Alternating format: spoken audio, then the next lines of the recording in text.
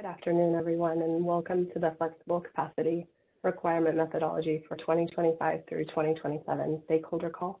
My name is Elena Kopilov-Alford, representing ISO Stakeholder Affairs here at the California ISO, and I'll be your facilitator today. I'm joined by presenters Clyde Lutan, Principal Renewable Energy Integration, Hong Zhu, Market Development Analyst Lead, and Jessica Stewart, Senior Energy Meteorologist. I have a couple housekeeping slides before we get started. This call is being recorded for informational and convenience purposes. Any related transcription should not be reprinted without the ISO's permission. The meeting is structured to stimulate dialogue and engage different perspectives, and please keep your comments professional and respectful. And try to be brief and refrain from repeating what's already been said so we can manage time efficiently today. To raise your hand, if you connected through your computer, use the call me option. You can select the raise hand icon at the bottom of the screen. If you dialed in phone only, you can hit #2 to get into the question queue. And please remember to state your name and affiliation before making your comments. If you need technical assistance during the meeting, please send the chat to the event producer. Today's event producer is Jason. And you can send your questions in the chat either to me or to all panelists. The purpose of the call today is to discuss the criteria, methodology, and assumptions used in calculating monthly flexible capacity requirement, calculate the requirements for all LRAs within the ISO footprint for RA compliance year 2025, and advisory flexible capacity requirements for compliance years 2026 and 2027, and to discuss the input assumptions and methodology of the annual ISO availability assessment hour, AAH. So the agenda today, we're going to start with some background and then go through the process review. So expected build out from all LSCs, CPUC jurisdictional and non-jurisdictional, actual load, wind and solar 1-minute profiles for 2023, and expected profiles for 2025 through 2027. Calculate the 3-hour net load ramps, the expected monthly maximum contingency reserve requirements, calculate monthly flexible capacity requirements, allocation methodology, availability assessment hours, and then we'll go over next steps and the comment deadline. And here I will hand it over to Clyde. Good afternoon, and thank you, Elena. So for those of you who are new to this flexible capacity analysis, way back in, I think it was 2014, the PUC required flexible capacity to be a component of resource adequacy. So every year since, we send surveys out to load-serving entities, and the intent is to get a feel as to how much wind and solar they have contracted with for the near term. And that includes external renewables also. So resource adequacy. The intent here now is to ensure year ahead, all load-serving entities, they need to secure a minimum of 90% of the next year's monthly needs. And month ahead, we're looking at 100%, but it's comprised of the resource adequacy, which is your monthly peak demand plus some planning reserve margin, and within that, a flexible capacity requirement. And also a contingency reserve component is embedded in there. That's to ensure that the ISO has enough flexibility and capacity to meet demand on the system. And in case we have a contingency during that round, we can also comply or meet the criteria for contingency reserve to be dispatched. All resources that's participated in the ISO market, they will have, RA contracts and most of our obligation.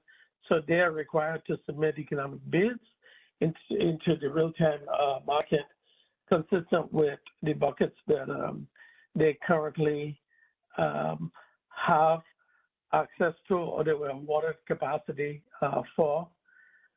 And next slide, please. So basically what we do back in December timeframe, we send all load serving entities, survey to tell us the build out that they expect. And in this case, it went all the way out to 2032, I think it was. So we really focus on the compliance here in this case, which is 2025. And then we do 2 advisory years, which is 26 and 27. So what the load serving entities, what they do is they tell us the installed capacity they expect by month.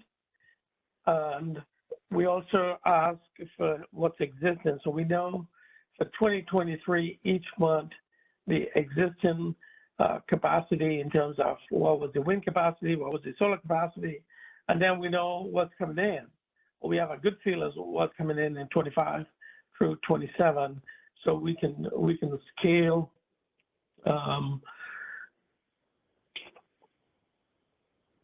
we can scale the wind and solar production. I just saw, Elena, on the web, I think somebody has a problem with the slides. Could we double check that? Was it not? They're not showing for them? Okay, we'll check.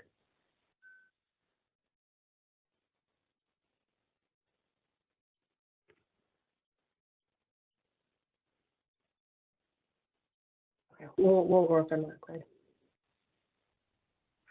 Okay. So the first thing that we do is we look at the data that the load serving entities sent to us. We go through those, we compile load, wind, solar, and then once we have that data documented, we calculate the net load profiles. A net load, as most of you are familiar with, is the load, and then we subtract the wind and solar profiles, expected production, to calculate the net load, and then we look at the 3-hour ramps associated with each month for the whole year, right? So next slide, please.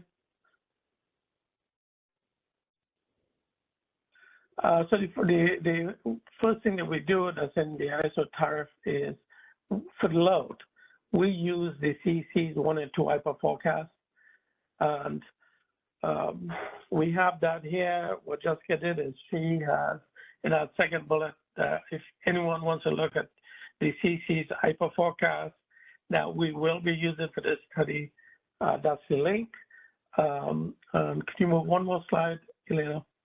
So on slide 9, the column that we would be using is called the managed net load. That's column T. And if you want to see how the CEC arrived at column T, what Jessica did here is to break that out by base net load, and it tells you everything that went in to calculate base net load, and then what's embedded in base net load. And she also has the columns associated with that. So, but the takeaway from this slide is we will be using column T for the expected load growth through from 25 through 27 timeframe. Next slide, please. So after this slide, or the next slide, we pause for any questions, but we do a couple of things here. So we start off with the most recent data. So that's 2023. We compile, or we go back to our PI historian, and we look at every single minute for the entire year. For wind, we do the same thing for solar, and we do the same thing for load.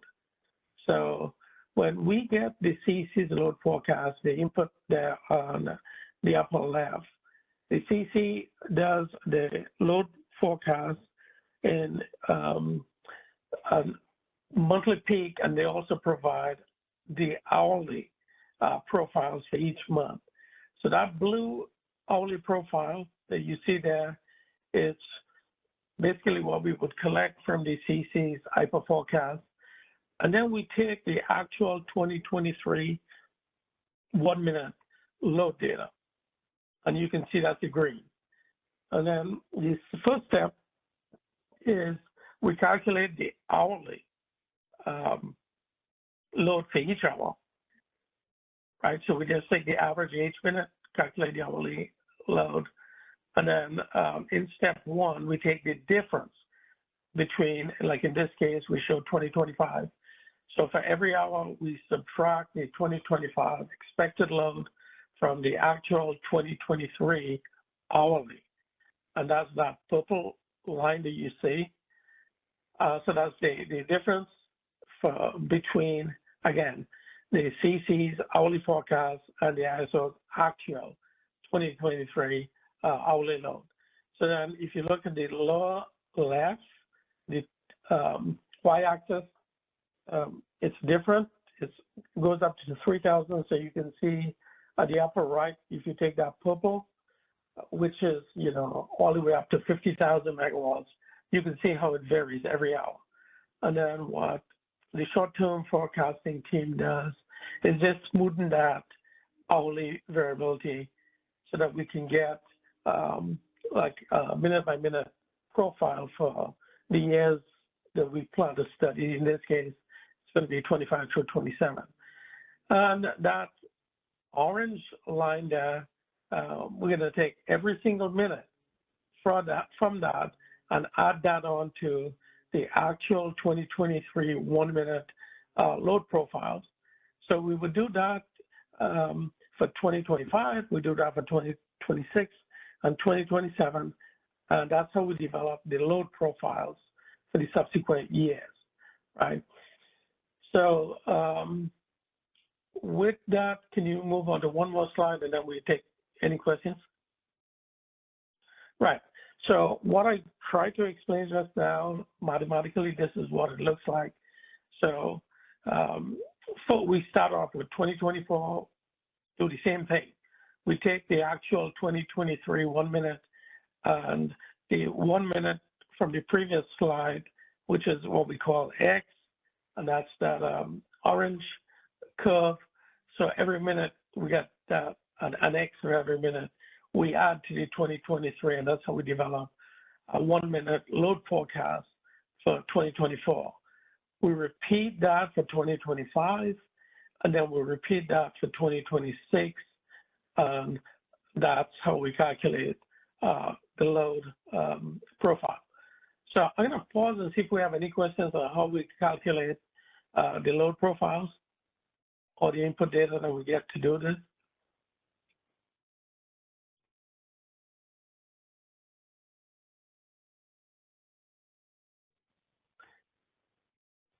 So I guess we could move on, right? So next slide, please. So we take a little different approach when calculating the wind profiles.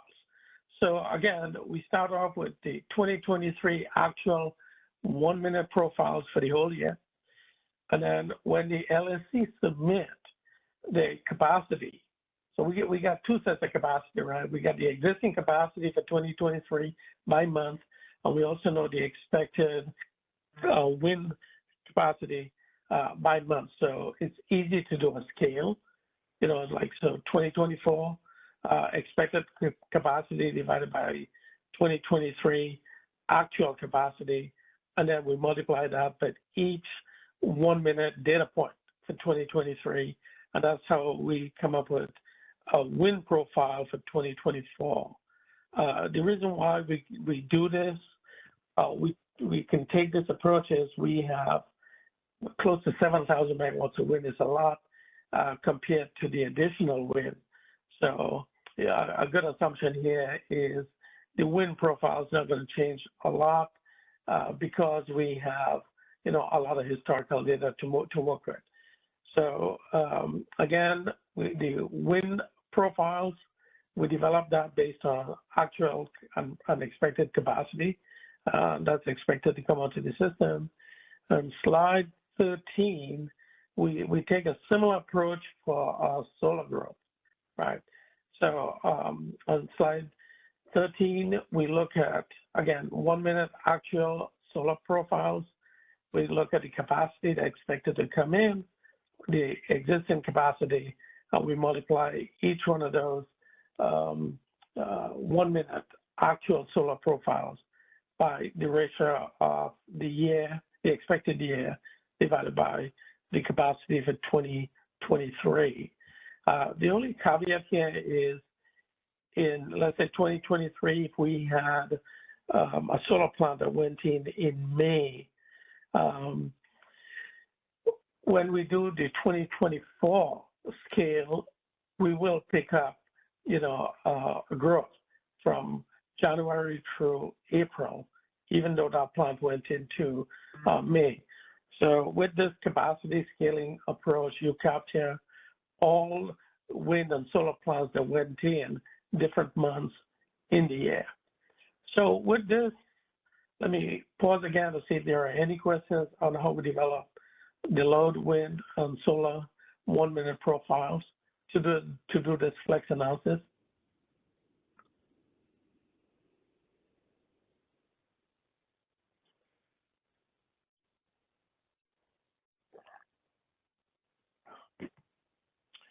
Okay, so moving on, slide 14.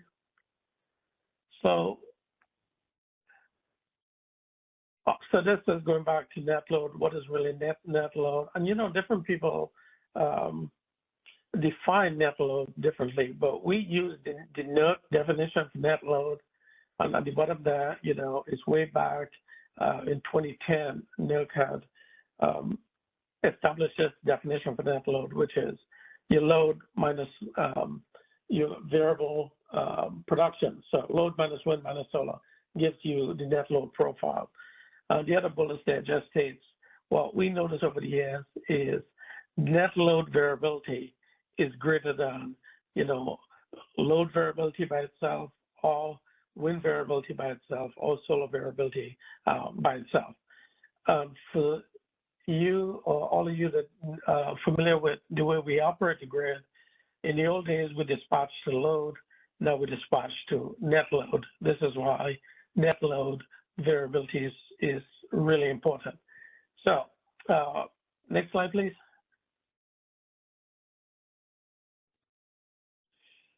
So next slide, what we wanted to show here is when you look at actual 1 minute data, and this is 7 consecutive days in March last year. And you can see how it varies from one day to the next, right? So if you look at the vertical axis, you could be off if your forecast is not pretty close to accurate by about 3,000 megawatts, right? And it varies every month. So again, being able to calculate net load is really important, and we just wanted to show here how everything depends on forecast, how well you can forecast in the forward-looking time frame. And again, here you can see how different it is from consecutive days, right? Now, next slide, please. If you look at, so this is the wind variability, and the solar variability also varies from one day to the next. And in this, but this is the same 7 days we looked at before. Vertical axis, you can see here, you got about a 6,000 megawatt difference from, depending on which day it is, so from day 1, and in this case, it was day 2 to day 19, right? So that's a lot of variability. So to calculate your net load, it could be a challenge, right? So if you look at slide 17 is looking at the net load, which is your load minus wind minus solar. And this is what it looks like, right? So this is when we calculate the net load, we do this for every day, for every month in years. We're going to be doing this for the years 24, 25, 26, 27. And then we look for the maximum ramp that we see. Now, next slide, please. So the intent of this study is to look, so we look at the load, which is that blue, and then we look at the wind profile and the wind and solar profile. The axis on the right load, a net load profile is on, axis is on the left. We calculate that red dotted line, which is net load, and then we look for the maximum 3-hour ramp that you see here. And the maximum 3-hour ramp in this case, we saw on September 24th, it was over 19,000 megawatts. And again, I like to focus on 19,000 megawatts across 3 hours. It's a lot of megawatts to move. And in some days, well, not some days, in all days, a 3-hour ramp is not evenly distributed across 3 hours. So sometimes, you know, we got a slide that we show where in 1 hour, the ramp could be as high as 60% of the 3-hour ramp. So again, flexibility is key. Flexibility tells us how well we control the grid.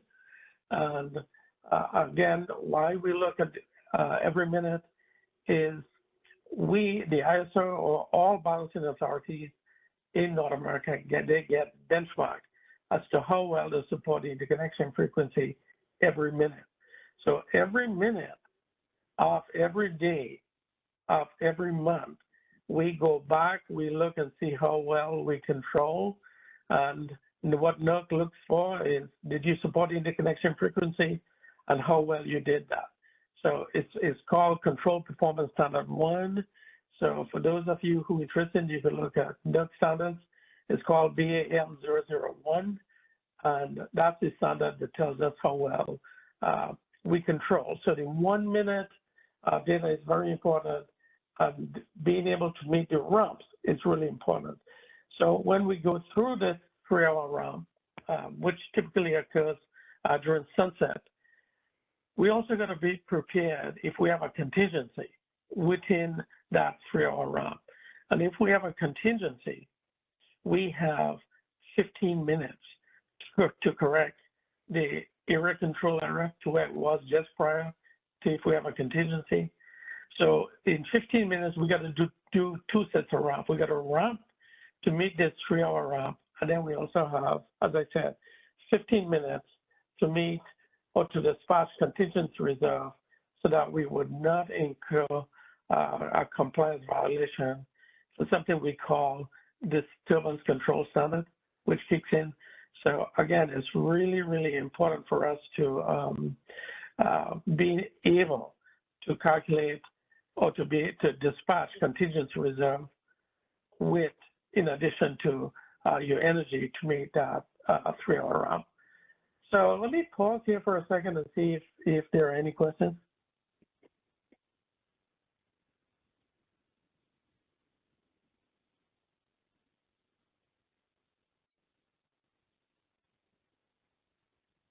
No questions, thank you. Okay, so let's move on to slide 19.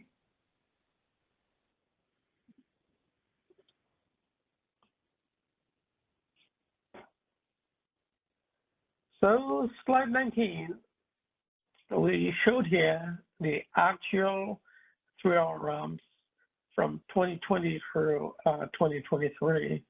And the only takeaway here is we can see the 3-hour ramp is steadily increasing, right? September was not normal, seeing that we peaked, the 3-hour ramp peak in September.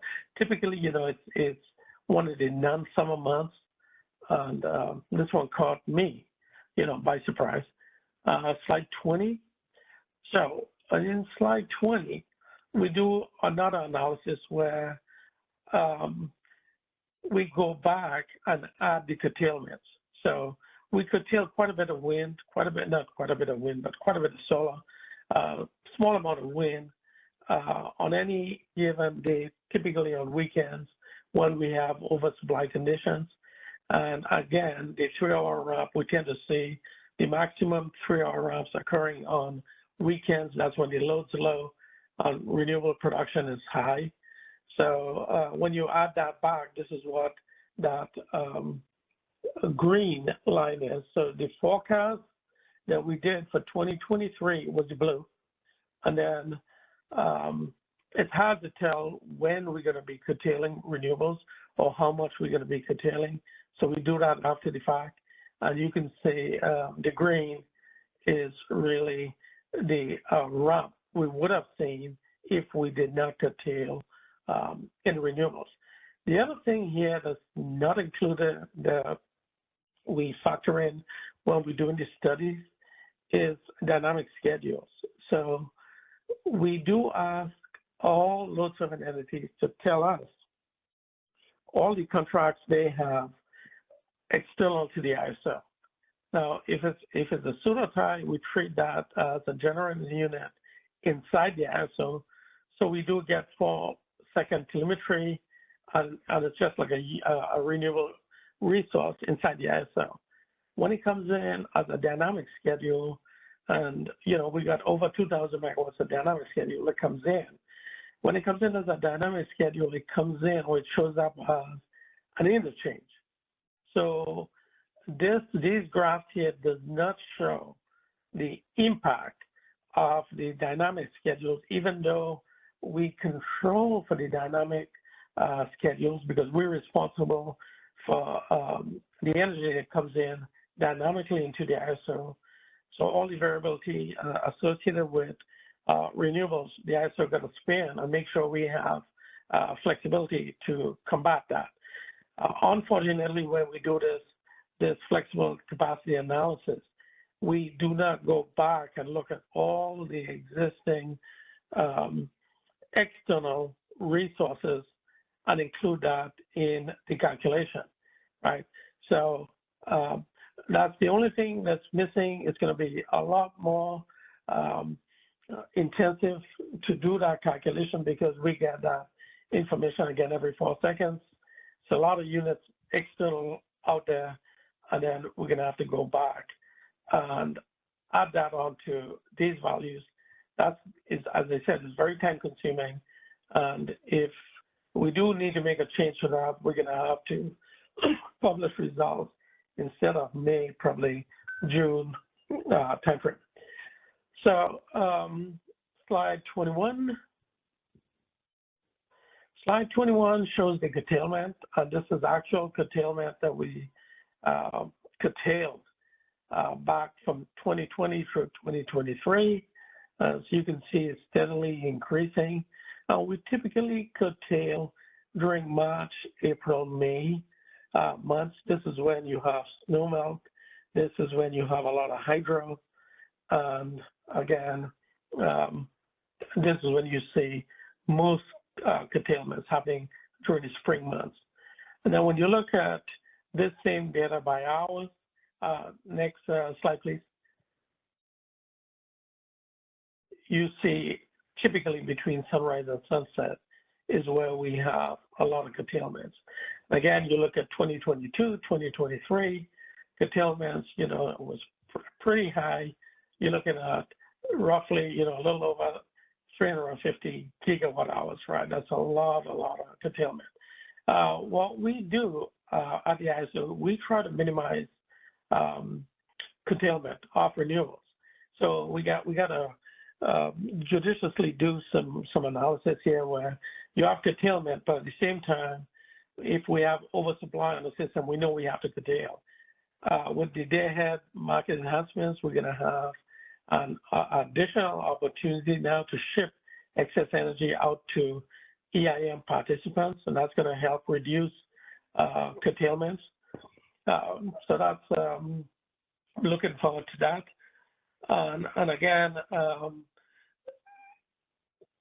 you've got to, when you commit your fleet from day-ahead time frame, again, you're looking at 4 big variables, right? Which is load, wind, solar, and then you have rooftop PV that's embedded in there. And then pretty soon, we're going to have to start looking at charging patterns for electric vehicles.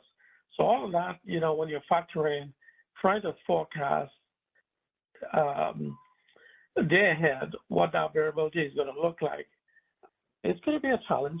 And then when you try to do this year ahead, again, the reason why I showed the variability is just so that this team here is going to have an idea as to how challenging it is to do this net load forecast and calculate the 3-hour ops.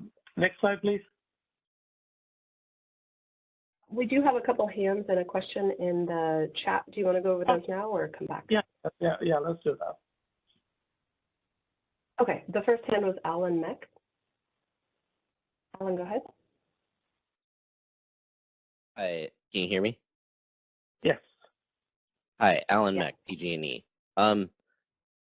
So you're talking a lot about curtailments, but I'm wondering, is the only reason for the curtailments you're showing to account for lack of ramping concerns and reliability?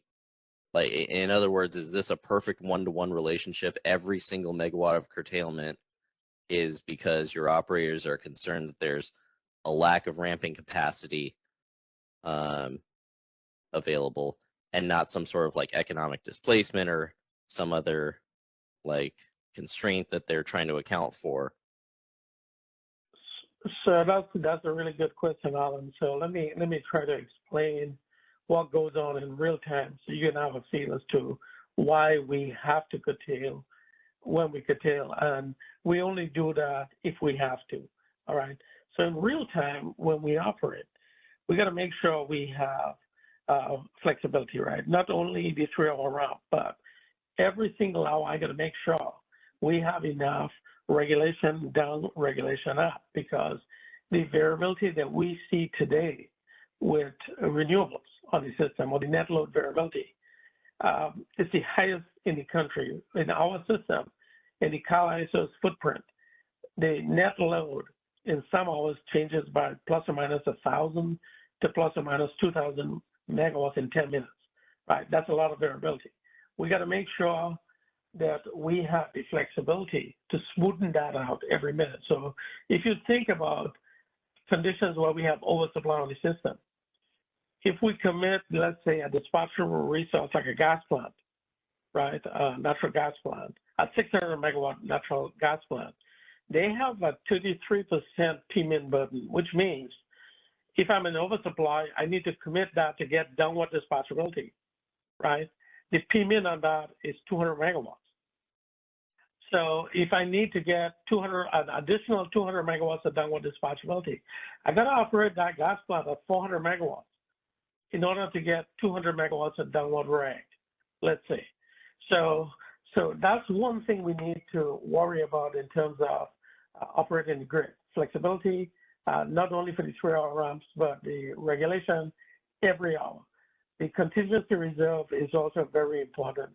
And then we need to make sure we have headroom on governor control units, so that another obligation that's placed on the ISO is something called a frequency response obligation. So every balancing authority in North America, we have an obligation, and that is year-round. And when we operate, if something happens, all the way in Colorado out to San Francisco, any unit greater than 500 megawatts, the ISO has a responsibility to meet our obligation. We only have 52 seconds to do that. So we got to make sure the units we commit, the ones on governor control, we have headroom, right, to provide that frequency response. So you got frequency response, and then we have another standard where we need to make sure we have the ability to move units around, because when we operate, and a lot of folks don't know this, but when we operate, we have 2 frequency limits that the operators have to look at. And if you go outside those frequency, it's a frequency and age limit. If you go outside that for more than 30 minutes, we could incur up to $1 million in fine per event, which means we could have multiple events on the same day.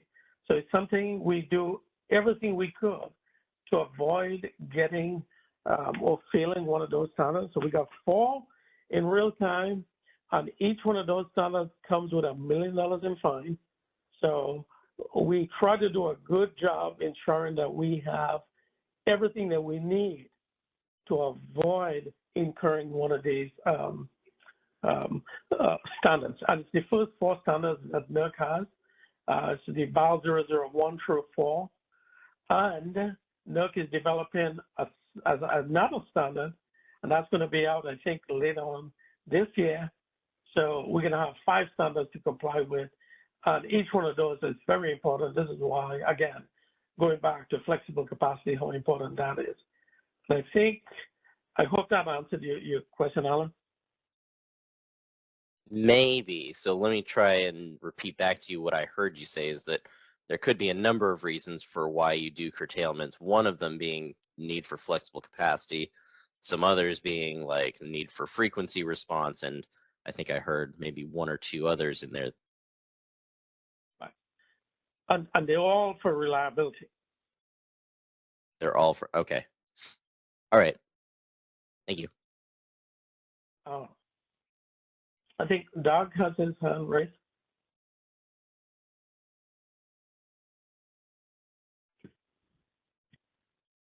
For the Doug, go ahead. Municipal Transmission Group, just sort of following up on Alan's question, I mean, the other key, 2 other key curtailment causes are, just actual constraints within the system on the transmission system, right? Thermal limits or other operating limits.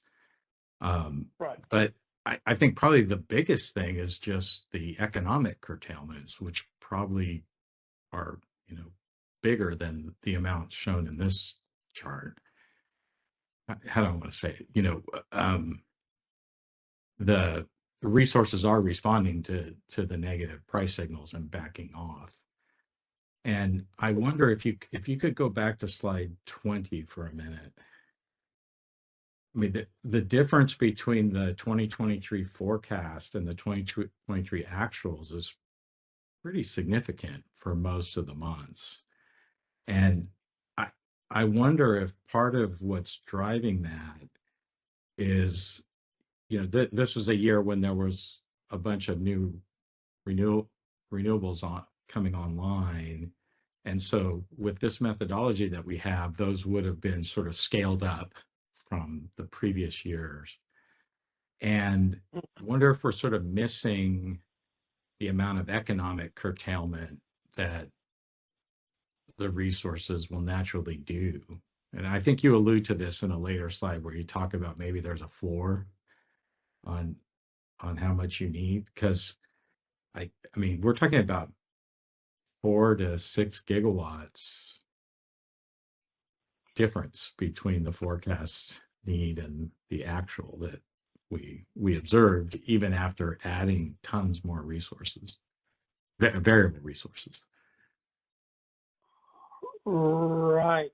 So the green in this plot here shows all the curtailments that we had on the days we curtailed. And, we went back and looked at, as I said, the actual ramps for those days and then incorporated the curtailments to recalculate what the ramp would have been. Now again, if you look at what we're trying to do here, right, is we're trying to forecast a 3-hour ramp. And I showed in a previous couple of slides how difficult it is to forecast from one day to the next, right, to arrive at a net load. So what we're doing here is, and again, it's a pretty complex operation looking at, minute by minute data. It's fairly accurate, I would say. But again, when we try to use 2023 data to scale for 2025, you have a big gap in there, right? So it's no way you can look and see this, your forecast and your actuals is within a couple of hundred, megawatts. I mean, it's no way you can do that. As I said, we got, if you just look at the grid today, you have load. And load used to be temperature dependent, right? And the forecasters here, they can tell you that. But today we got things in load in California, things like price responsive load, energy efficiency, demand response. Then you have rooftop PV, and now you're going to have an abundance of electric vehicles. And then the last one there that I remembered was combined heat and power, right? Those guys sit out there, they're going to look, they say, oh, tomorrow, it looks as though the price of energy is cheap. Instead of generating our own on-site power, we're going to buy it off the grid. So forecasting demand is not easy, right? And it takes a lot of work to go in there. And I have to give it to our forecasters. I think they do a damn pretty good job of forecasting. And then you look at the wind, and then you have trying to forecast that in a large footprint. And then you got solar. Now, solar and wind is two different animals, right? If you look at a lot of systems, like ERCOT is a good example. They have a lot of wind, but when you look at the variability that's caused by wind, it decreases with geographic diversity. So the more wind you install, your flexible capacity needs decreases. The ISO has we have almost 30,000 megawatts of solar when you look at 16,000 megawatts of rooftop PV. That impacts system frequency just as grid-connected solar, and that's a lot. Now, a lot of folks did studies on this. Carnegie Mellon did a study a while back, and I was part of that study. Beyond 5 to 7 solar plants, you do not see a reduction in flexible capacity needs, right? So the flexibility increases with solar. So I'm trying to answer the question by telling you we got 5 huge variables that's on the supply side is variable, on the demand side is unpredictable, and we're trying to predict what that ramp's going to be, and every day is going to be different, right? So I think, we're always trying to refine the way we do these studies, but I think when you compare the green and you compare the blue, I don't think that's way off. Yeah, I guess I come to a different conclusion. To me, I look at first off, the fact that you go from the green down to the orange tells you that inherently these resources that curtailed are themselves flexible, right? We were able to turn them off and meet all the NERC requirements. So, they were providing their own flexibility to cover some of their variability. So ahead of time, so I agree with you to an extent, right? But ahead of time, we do not know when or which hours we're going to be curtailing these renewables. It just depends. Of course. Right. So this is why we have to do that after the fact. And again, that economic curtailment happens when you have oversupply on the system. So you got to curtail, right? And if I try to tell folks ahead of time we're going to curtail, I have no justification for coming up with hours or days we're going to be curtailing. It's just the fact of how much load and renewables we have on any given day. Yeah, but I guess I'm sort of looking at it and saying, to me, I'm looking at the gap between the blue and the orange lines, because that's the blue was what we thought we were going to need. In my view, the orange is what we really needed after taking into consideration the curtailments, which that was themselves providing flexibility. And I guess what I'm wondering is, if we looked at these charts, I mean, I just don't remember off the top of my head, like last year's version of this chart. Is there a trend? Like, are we overstating the amount of flexibility we need as we're adding these variable resources? Because I think one thing that's happening naturally, right, is we've got these co-located and hybrid storage resources that are, they're responding to this need and to the economic benefits of being there kind of naturally, right? So they're seeing that it makes a lot of sense to charge during these hours when you have oversupply. Right, but where I'm having difficulty with this, right, is let's say when we do have the day-ahead market enhancements going in, we may not have to curtail those because you're going to have a balancing authority that needs the energy, right? So that green is going to be your new orange. And let me jump in for a second, Clyde. This is Amber. So I think when we get towards the end of the presentation, we are talking about other considerations that we've been monitoring for the overall FlexRA study, right? The goal of this study is to forecast the 3-hour net load ramp. That's the overall goal and intent of what we're doing, right? We need to make sure that we can capture that 3-hour net load ramp. I think one of the things that this slide is showing is that curtailments does have an impact on what that 3-hour net load ramp looks like. I think that's important to take into consideration. But we've been monitoring the curtailments. We've also been monitoring the new resource types as well. And all those are in the other consideration slides that we'll get towards at the end of the presentation. We are considering if we take curtailments into consideration differently to form that 3-hour net load ramp. They are in there indirectly because, as Clyde explained, you use the 1-minute actual data from the previous year. That 1-minute actual data does have curtailments. So that's important to note, but it's something we've been monitoring.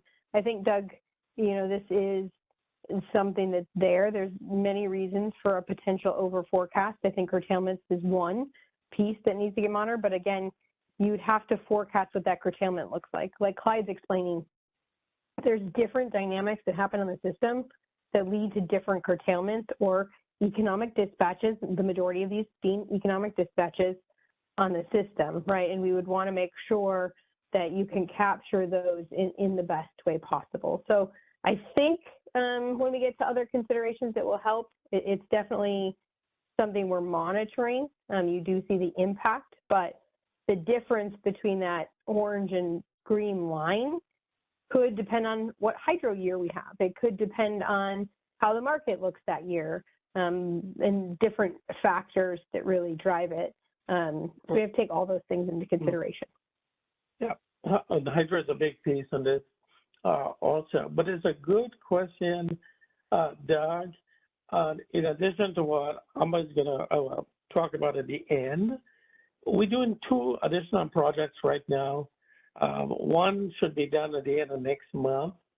We're working with EPRI. We're trying to come up with interconnection grid codes to help us with the flexibility, and hopefully that's going to help us reduce the curtailments. And we're also working with NERC to change one of their operating standards, right?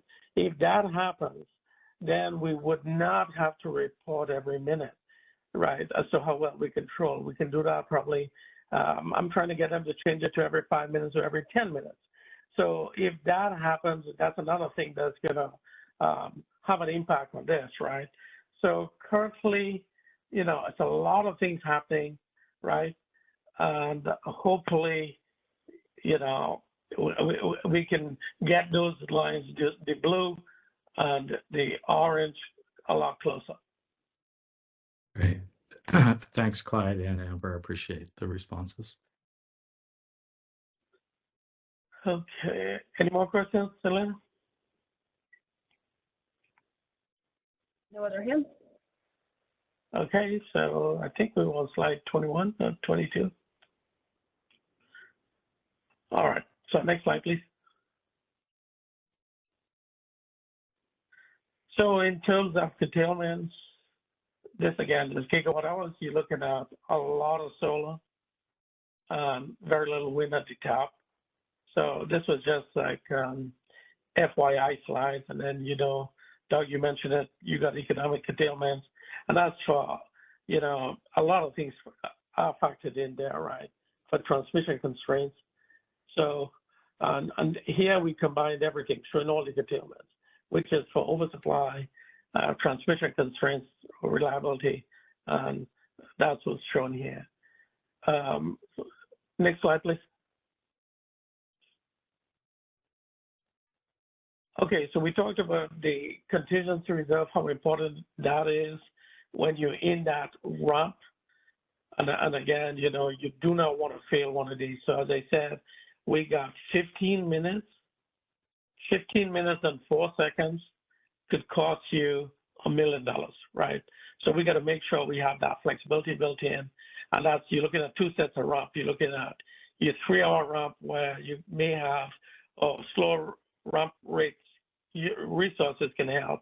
But here I only have, depending on the contingency, 15 minutes to correct my system, right? So it's 2 sets of things that comes into play. And I think this is an important concept. And I think I got one more slide that talks about that. Next slide, please. And on this slide, this is where the contingency reserve comes in at 3.5% plus the 3-hour ramp. That's what, when we calculate the flexible capacity. And then we do not apply any factors to epsilon. And this is how we really calculate. Well, I explained how we calculate the maximum 3-hour ramp. And we add the contingency reserve, and that's how we end up with the flexible requirement. Slide 26. This is one of the most important slides, I'd say, that we need to focus on. If you look at November, each one of those diagonals is those red dots at the top. That's the peak for the days that we showed the 3-hour ramp and the 1-hour ramp, right? So in November, 70% of that peak demand we had to reach in 3 hours. So the maximum demand on that day was pretty close to 26,000 megawatts. We needed to ramp over 18,000 megawatts in 3 hours. So this is another area where we focus in on, where the buckets, in the old days, we used to see a hump during sunrise, and then one in the evening, and then the units you committed during sunrise could have helped with the 3-hour ramps on evenings. But now it doesn't work like that. Now the 3-hour ramps, you're going from mid to max in 3 hours, right? So we need to revisit that also. So you can see 70% of that peak demand. I mean, again, that's a lot of energy, 18,000 megawatts to move in 3 hours.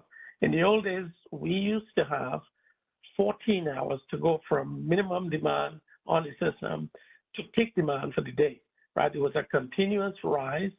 Today, with renewables, you got to do a lot of things, and we rely on the ties to help us do a lot of things.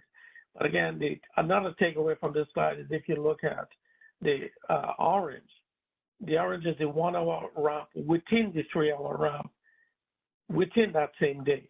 So you can see over, in some cases, 57, almost 60% of that 3-hour ramp you need to get in an hour.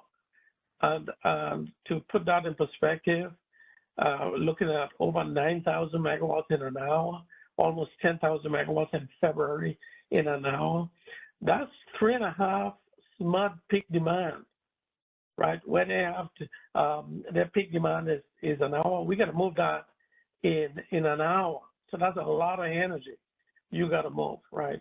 So again, flexibility is key, and ensuring that you have it so that you would not get hit from NUC for 4 control performance standards is something we got to worry about. Next slide, please. And this is the last slide. We talked about this, the information we need from load 7 entities.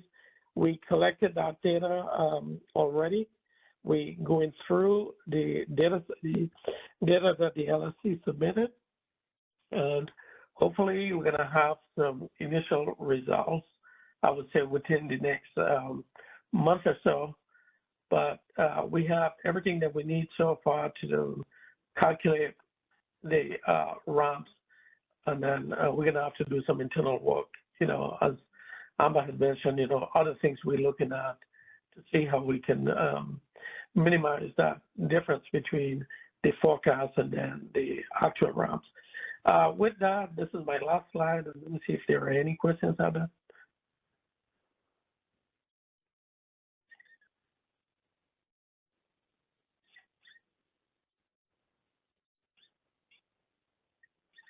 There's no questions, thank you.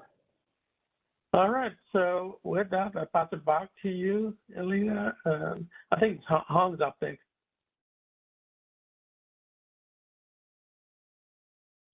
Thank you, this is Hong. And of all this operational consideration, find the requirement we need.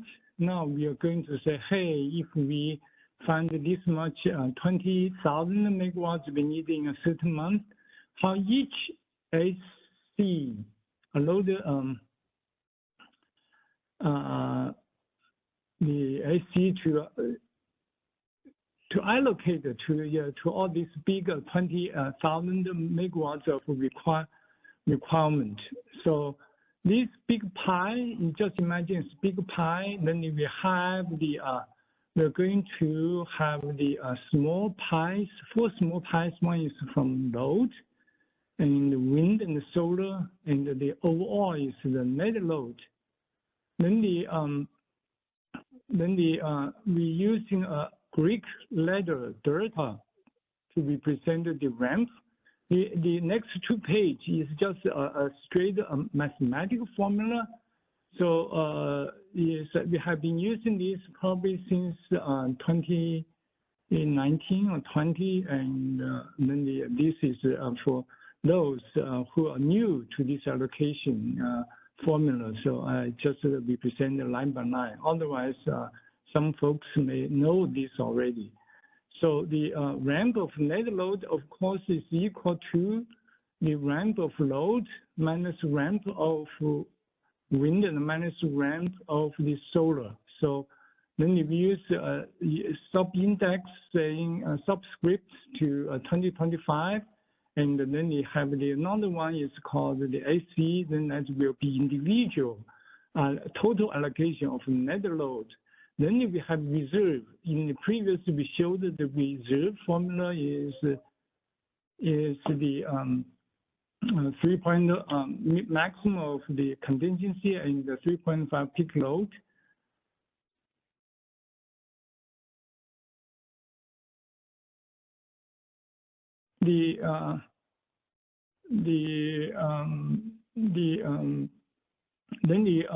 We're using CC peak load ratio.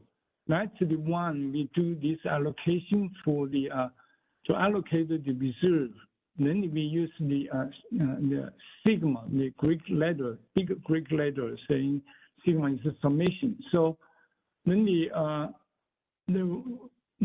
have the total wind and the solar we are doing each year is from the survey results. So then we will know, ISO will know the total amount of wind and the solar will be on grid in 2025 based on this survey. And then we knew each individual how much the amount of wind and the solar. So then we can using this the ratio of individual over the total amount of the wind and the total amount of solar respectively, to do the allocation of how much the ramp of the wind and ramp of solar. So then doing the using the CC peak load ratio to allocate the reserve.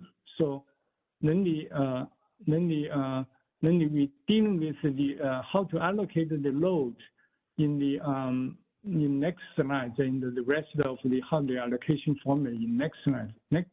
Next slide, please.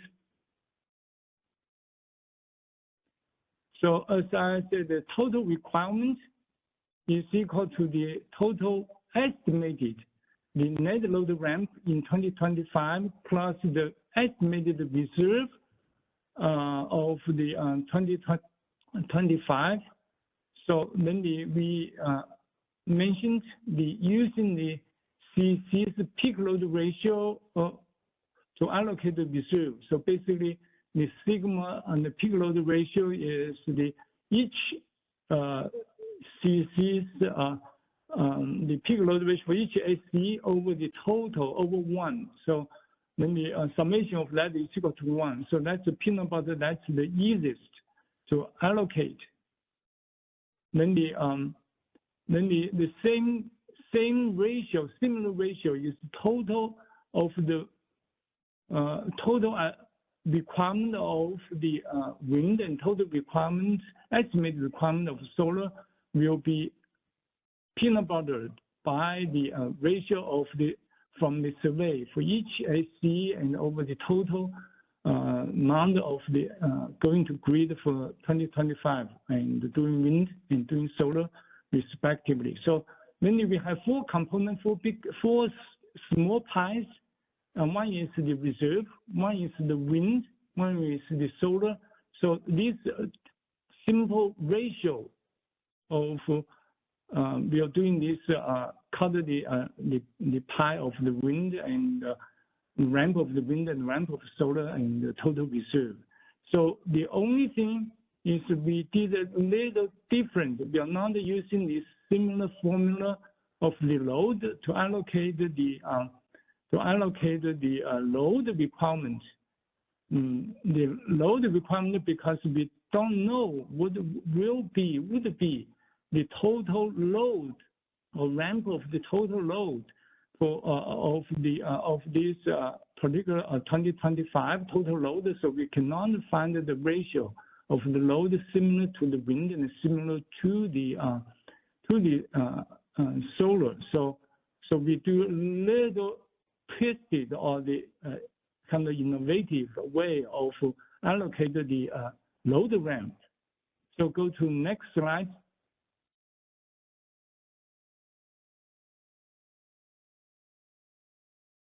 Yeah, the total load ramp either will be equal to what the has been observed for each SC, and then you add it up for the total ISO 2023 load ramp in selected days with the maximum 5 days in the selected 5 days of have the big net load ramp.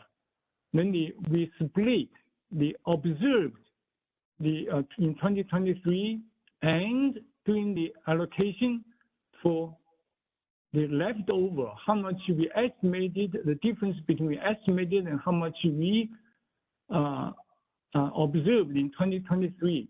If the 2025 and 2023 estimated and observed are the same, then the allocation for load will be whatever the HSC has been observed in 2023 selected days. And if not, then we do this ratio. So we're only doing this ratio for the additional, for the difference between the estimated 2025 and observed 2023. So the reason for doing this is encourage each SC to not really dramatically increase load during that the most biggest the 3-hour net load ramp. So if some SC has doing the reduce the 2023 in the history of historical data, then the allocation will be getting smaller, and then the cost will be smaller. So that's a review this observed 2023 put into this formula as an incentive to encourage not to increase the loads of load ramp in each SCs, in each then the savings will reflect it to the future years. So therefore, each SC will be using this. The last model is using the observed and plus some certain ratio of the middle point between the starting net load ramp and the end of net load ramp, get that middle of the middle point of estimation, then only doing this ratio for the difference between 2025 and 2023. 2025 is estimated, 2023 is observed. So that's a little split, and then they created some incentives for the savings to help to reduce the need to 3-hour major load ramp. So that's pretty much the straightforward math formula. Is that the best available for all the SCs? Theoretically may not be, but we have been trying, especially a few years ago, and to find out anything better and it's more sophisticated or something. Then we feel this is simple incentives do reflect what is the best for the interest of all parties. Yeah. So if more questions, especially the suggestions were a better formula to allocate the load, then the load ramp, then the please let me know that I also know. So we're going to analyze and to see the benefit, pros and cons. Thank you. We had one question from a number of slides back. I think this was part of the section from Charles Faust of WAPA SNR. Question on spin, are you relying less on spinning reserves to meet requirements? So I leave this question for Clyde. He knows more about the operation and all the reserves. So the spinner reserve, let me step back here. The contingency reserve, which is a NERC requirement, right? 50% of that contingency reserve is your spinner reserve. Now, NERC revised that standard a few years back. Now, no one carries a contingency reserve in the country. We in the West used to carry it until last year. The ISO decided to continue carrying spinning reserve, right? So if you check in some entities outside California, there's no requirement for spinning reserve, but you need to have spin on the system, right? Since we operate a market, if we do not procure spinning reserve, we're not sure if we can use that energy if we have a contingency on the system. But they do things a lot different in the East Coast and in MISO and even, ERCOT. But for us, we decided to continue contingency reserve until I think we're going to do it again this summer and do an evaluation to see if we can move away from, or if we could rely on 100% non-spin. See, the second part of that question is, we used to carry spin, the need for spin was how you get, or to qualify for spin, you needed to be frequency responsive in the West, and that's how we used to get or meet a frequency response obligation, because the requirement for spin is the unit had to be frequency responsive. And then for regulation, what spinning reserve had to be responsive to frequency event, but it also had to be responsive to AGC signal, right? So to answer your question in a long roundabout way, the contingency reserve is fixed, and it's fixed by NERC.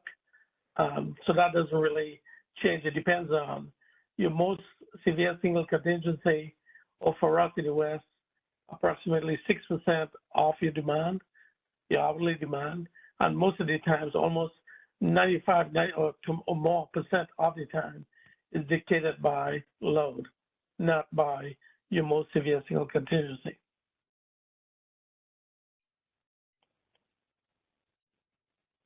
And there was a second question from Charles about a minute ago. It said for steel ramps.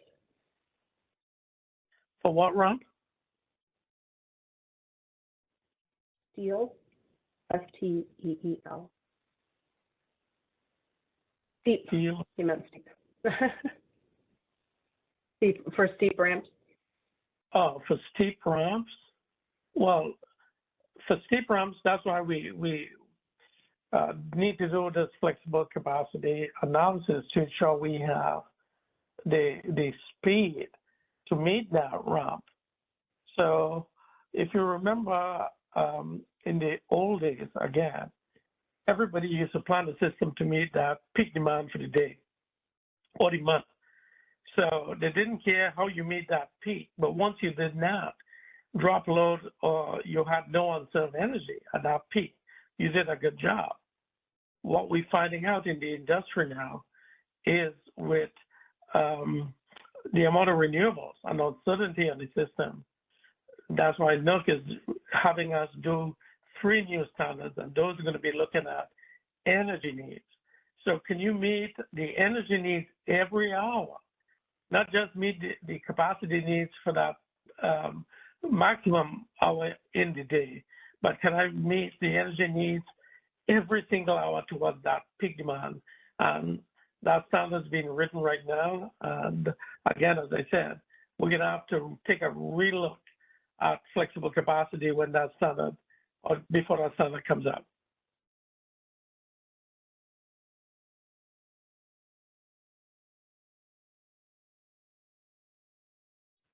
There's no other questions in the queue. Okay. Okay, so this is Justice Stewart. So I'll be wrapping up the last couple of slides with regards to the FlexRA study, and then we'll swap over and go through the methodology for the available assessment hours. So kind of going back to what we talked about earlier about the renewables included in the study. Obviously, we need to include the renewables to determine the flexibility needs of the grid.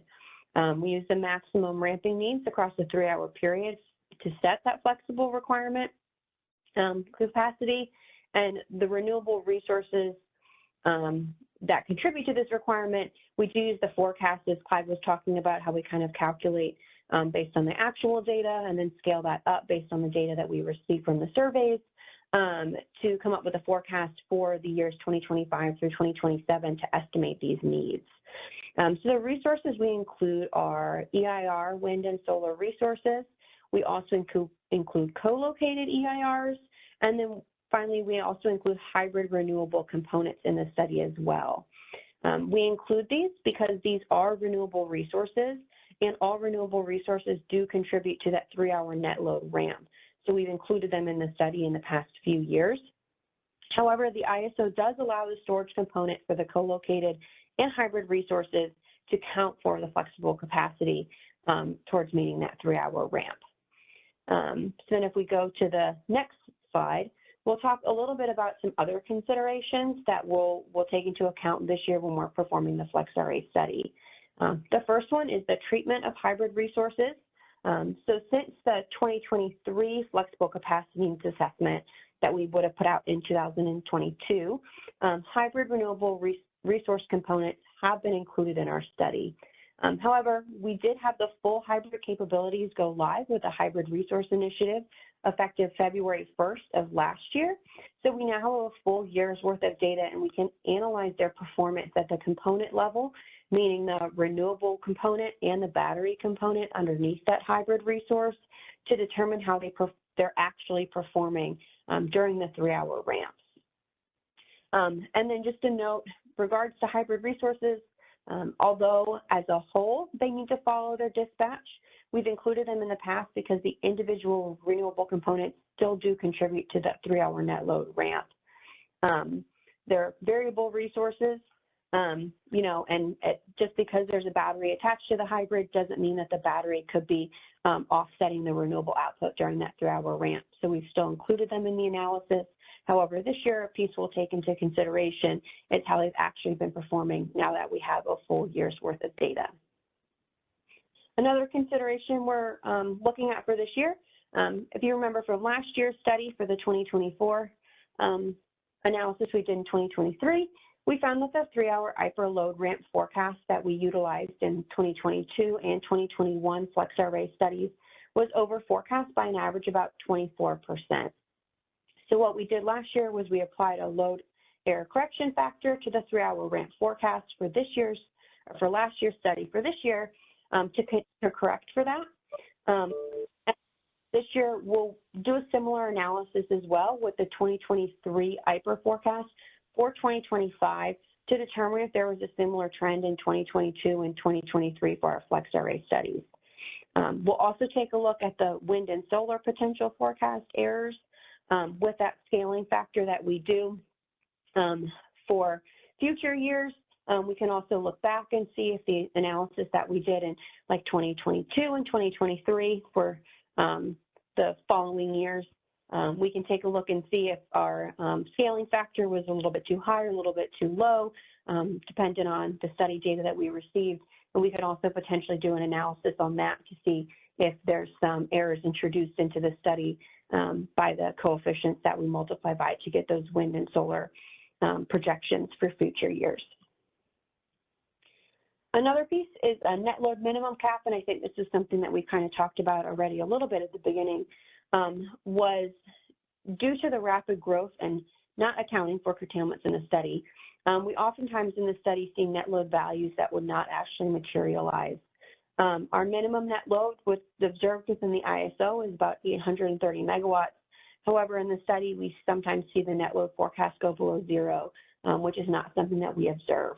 So that's another thing that we'll take a look at this year is if maybe we need a minimum cap applied to that net load forecast that we have in the study to kind of help keep those 3-hour ramps a little bit more realistic of what we actually observe.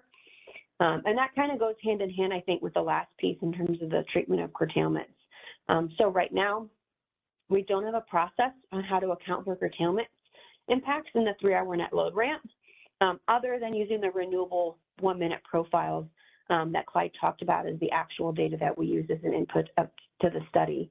So as a result, the forecast profiles might not actually reflect the ramping needs since the curtailment data is included in the actual data, but then we can't forecast curtailments going forward. So another piece we'll take a look at is, should these impacts and increasing curtailments each year potentially be included as an input to the study as well. So these are all just items that we're taking into consideration. It doesn't mean we're going to implement one or all of these into the study for this year. When we give our presentation of in our April draft allocation results, we'll go into more details into what pieces that we did include into the study for this year. These are just items that we will take a look at and take into consideration as we're performing our analysis and coming up with a forecast for the 3-hour ramp as well as the flexible capacity needs. So I will pause there and see if we have any questions before we go on to AAH.